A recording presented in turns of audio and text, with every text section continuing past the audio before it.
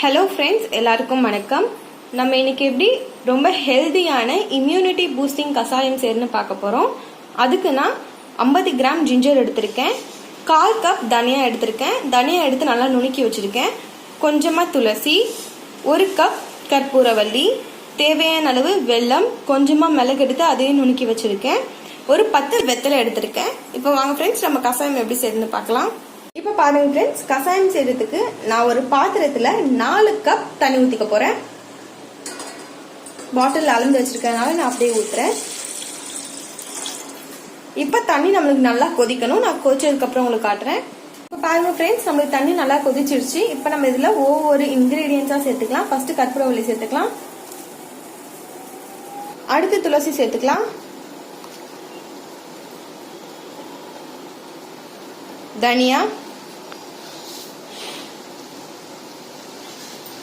மிளகு,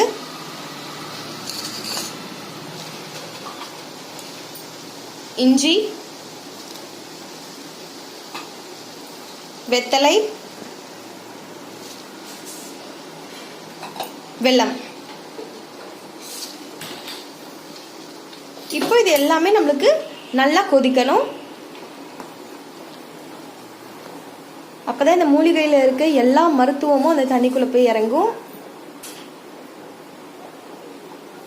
இப்போ இது 1 ஹவருக்கு நல்லா கொதிக்கணும்.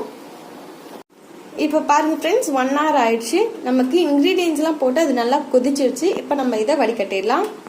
அவ்வளோதான் ஃப்ரெண்ட்ஸ், நம்மளோட ரொம்ப ஹெல்தியான இம்யூனிட்டி பூஸ்டிங் கசாயம் ரொம்ப சூப்பராக தயாராகிடுச்சு. இது இந்த பேண்டமிக் டைம்ல நம்ம குடிச்சிட்டு வந்தா உடம்புக்கு ரொம்பவே நல்லது. தேவையில்லாத தலைவலி இதெல்லாம் வராது. கோல்டு காஃபி கூட ரொம்ப நல்லது. நம்ம இதை டெய்லி 1 கிளாஸ் குடிக்கலாம். குழந்தைங்களுக்கு கூட கொடுத்தா ரொம்பவே நல்லது. அவங்களுக்கு 1/2 டம்ளர் நம்ம கொடுக்கணும்.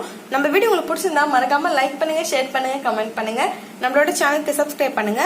இதோட நான் உங்களை நெக்ஸ்ட் வீடியோல சந்திக்கிறேன். Until then, bye from Sandhya சமையல்.